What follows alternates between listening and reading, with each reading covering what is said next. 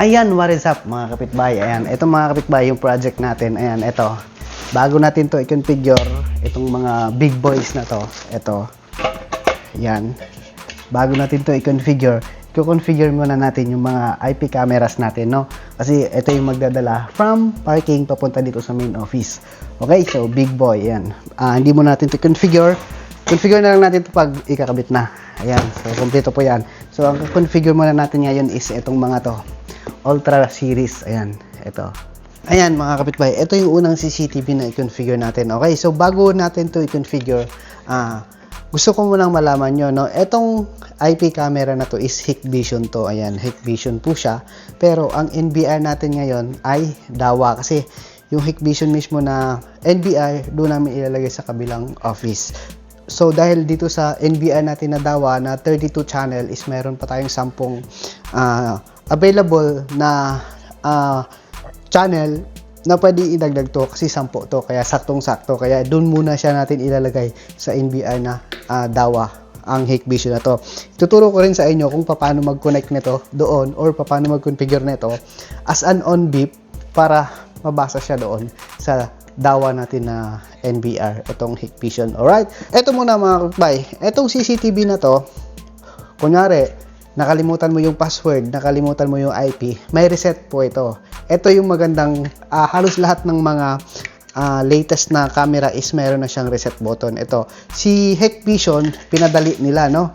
Wala ka nang tatanggaling tornilyo, isa lang. Si Dahua kasi, ang daming tornilyo na tatanggalin. Si Hikvision, pinadali. Ayan, kung nyo papansin, ayan o, kung nyo papansin, may tanda, yan o, may guhit.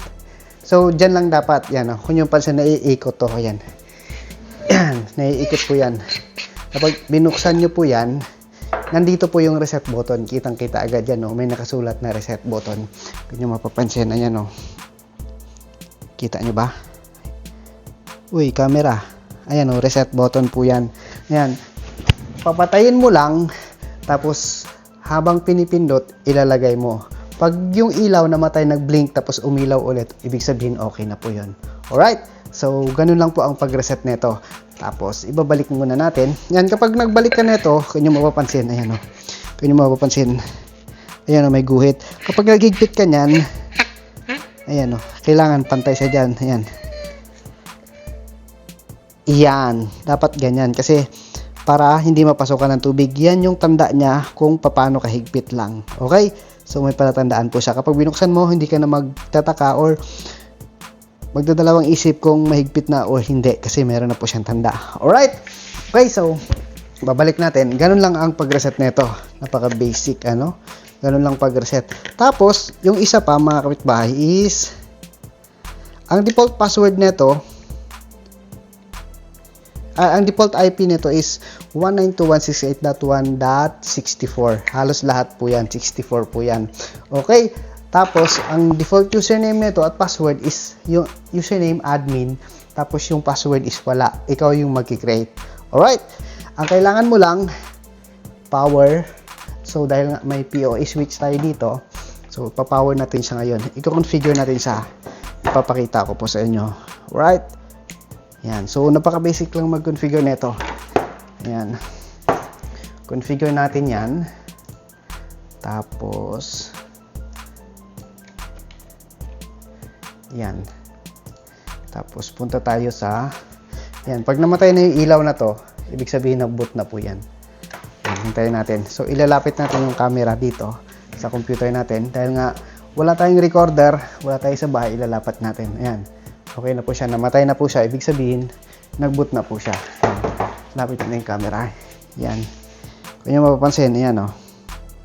Diba? Yan yung, PoE switch ko na Hikvision yun. Tapos ito, ayan. Tapos, dito sa PC natin, ayan, dito sa PC natin, so, iping natin, ayan, CMD, ping, 192.168.1.64. Ayan, napiping po siya. Kung nyo mapapansin, andito yan, nakasunod dito yan. Iba yung subnet na itong desktop ko na to. Mayroon kasing dito, print server na nakaran, hindi ko mapatay. Kaya ang ginawa ko, punta ka lang dyan, properties, ayan, tapos punta ka rito, tapos properties, tapos advanced, ayan o, nandyan po yung subnet na 1. Okay? So, kaya napiping ko po siya. Okay? May challenge pa ito, no? Itong ano na to. Yung CCTV na Hikvision na to. Kapag niran mo, ma-RT kasi to pagdating sa browser. Kapag niran mo siya, dito kunyari, dito sa IE. Dito sa IE. Kahit sa Chrome, pwede naman yun. Dito sa IE, sa Internet Explorer, or sa, dito, ano ba to? Ano ba to? Wait lang. Microsoft Edge. Yan. Dito sa Microsoft Edge, kapag in-access mo yung IP niya na 1.64, yan, sasabihin niyang ganyan. Your browser is not supported. So, napakadali lang po niyan. Ang gagawin mo lang, punta ka lang dito. Yan, dito. Sa tatlong tuldok, tapos punta ka sa settings, tapos punta ka sa default browser. Yan, default browser. Click mo lang yan, tapos kanya mo mapapansin, ayan o. Okay, so, edit natin to. Yan. Add ka lang dyan. Add mo. Tapos, edit mo lang. Kailangan ganyan na ganyan ha. 192.168.1.64. Yan. Tapos, pag in-add mo na yan, add. Ayan. Nandito na po siya. Kita nyo ba? Ayan. Nandyan na po siya. So, kapag na-refresh mo yan, yan, tanggalin natin tong dulo. Kita ba? Kita nyo ba? Tanggalin natin yung dulo. Enter. Yan, magdi-display na po yan. Okay? So, ayan na siya. Nag-display na siya. So, actually, wait lang, hindi ko pa pala nare-reset to. Kinonfigure ko na pala to dati ng ano, ito pala yung tinesting namin doon sa pinagbilan. So, ito, kapag naka-reset to, ang lalabas dyan is enter yung new password, tapos confirm. Tapos pag kinonfirm mo, automatic, ito na yung lalabas. So, napaka-basic lang po, no? So, dahil nga napalitan na pala to, binago pa, ito pala yung password dati na kinreate nung tinesting to. Okay, so, ito, ayan, so ito pala yung password na kinreate natin dati.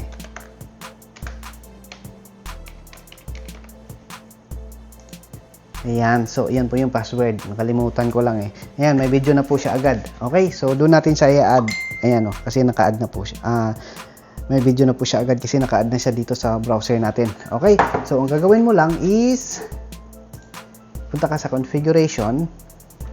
Ayan, tapos siyempre, ang unang-una mong gawin is papalitan mo yung IP address. Okay? So, napalitan ko na to dati. So, punta ka lang dyan sa basic, palitan mo lang yan. Palitan mo yung subnet, palitan mo yung kanyang default gateway. Tapos dito, hayaan mo lang siya. Kahit anong DNS pwede mo ilagay. Tapos, save mo lang. Tapos punta ka dito sa advance. Okay? So, ito yung gagawin mo para ma-add mo siya sa NBR na ibang version. I mean na ibang brand, like for example Hikvision to, i-add mo siya sa DAWA. So ang dapat mong i-configure is punta ka rito sa network, advanced settings, tapos sa integration protocol. Yan, integration protocol. Ang default po nito, yung on beep enable na to, naka-uncheck po yan. So ang gagawin mo lang, i-check mo lang siya. Okay, check mo lang siya, tapos save. Yan, kapag successful save na siya, punta ka dito, yan, sa user list. Eto mga kapitbahay, yung user na to, eto yung gagamitin mo kapag i-add mo tong CCTV na to doon sa ibang brand na NBR. For example, eto sa akin, i-add ko siya sa DAWA. So, create tayo niyan. Yan, user, create ka ng user na ganyan, tapos i-admin mo na rin para hindi ka malito. So, or para wala kang limitation, para hindi ka magka-problema. Okay mo lang yan. Once nakapag-create ka na yan, save mo lang. Okay? So, yan yung gagamitin mo na pang-login doon sa NBR para ma-add mo siya. Huwag mong gagamitin yung ito mismo ha. Yung user mismo na to ha. Hindi po yan magla-login. So, dapat kung ano yung kinreate mo rito sa network, sa advanced, sa integration protocol, dito sa enable on beep, ayan, dapat yan din yung gagamitin mo na ipang-login sa app or di kaya sa NBR na ibang brand. Pero kunyari, Hikvision din yung NBR mo, automatic, diretso na, add mo lang yung IP, automatic babasahin na. So, dahil nga, magkaiba yung brand ng NBR natin, so, ito yung gagamitin natin. Okay? So, ayan na, napalitan ko na yung IP, ayan, napalitan ko na to dati, so, tama lang tong IP na to, sakto, yan yung gagamitin natin. Okay? So, dahil nga hindi ko pa yan na-save, pinalitan ko na yan, isi-save ko yan, yan. Yan, na-restart na, yan. Save natin. So, i-restart natin, tapos ang gagawin natin, pupunta tayo sa taas, isasaksak natin to doon sa switch para ma-add natin doon sa ating NVR. Alright? So, let's go! Ayan, so dito natin sa ikabit sa pinaka main switch natin ng mga CCTV natin. Ayan. So, ito siya. Temporary muna natin ikakabit to. Sorry. Walang taga-video eh.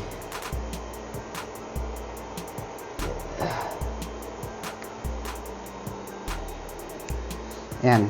So, nakakabit na po siya. Ayan, umilaw na po siya. Pag namatay yan, ibig sabihin, nag-boot na yan. Uy. Tagal. So, dito natin siya itatapat. Ayan, sa bintana. Ayan. Tapos, ayan. Ayan na po siya. May ilaw na yung 21. Ayan, nagbiblink na rin po siya. So, ibig sabihin, okay na po yan. So, baba tayo. Papakita ko sa inyo kung paano mag-add doon sa NVR. Okay? Let's go! Ayan mga kapitbahay, so ito yung dawa na NVR natin. Ayan, kung nyo mapapansin. Kung nyo mapapansin, nakita siya agad. Ayan o, 83, diba? Nandyan na siya agad. So, ang gagawin natin, i-add natin siya. Ayan, tingnan mo. Add natin siya. So, click lang natin yung add. Ayan, tapos ito. Click mo lang yung box na to. Tapos ito, add. So, kung nyo mapapansin, nandito na siya sa baba. Ayan o. Ayan o, nakapula pa po siya dahil nga kailangan mo pang i-edit. Ayan. Edit natin. So, ayan, kailangan mo siyang palitan. Ayan. Kailangan naka-on beep po siya. Ayan, on beep. Ayan. Ayan. On beep. Select mo yung on beep. Ayan. Select mo yung on beep. Ay, on beep. Tapos, yung admin, yun yung username natin na kinreate kanina. So, user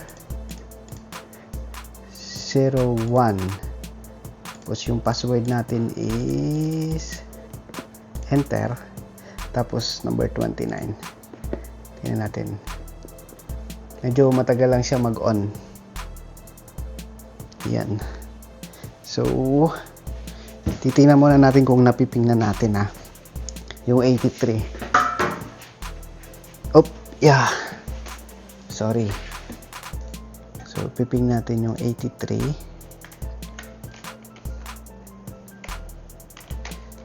Ayan. Napiping na po siya.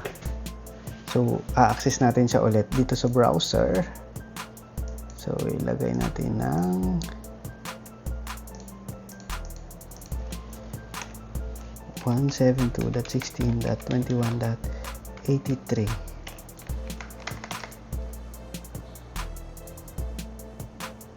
Aba,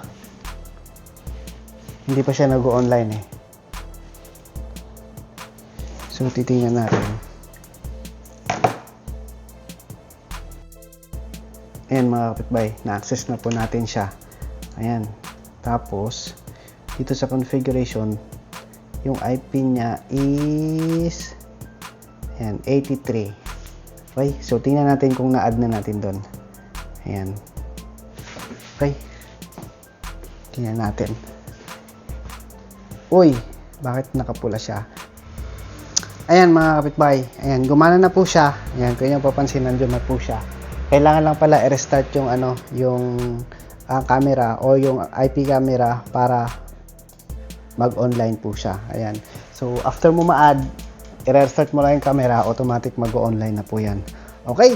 So, maraming salamat. God bless and peace. Sana may natutunan na naman kayo today. Marami naman kayong natutunan na maliit or konti. Don't forget to tap subscribe, like, and share para masaya. Alright? So, ganun lang ka-basic, mga kapitbahay. Yun. Basic. Paano mag-add. Yan. Alright? So, maraming salamat. God bless and peace. Alright? So, bye-bye.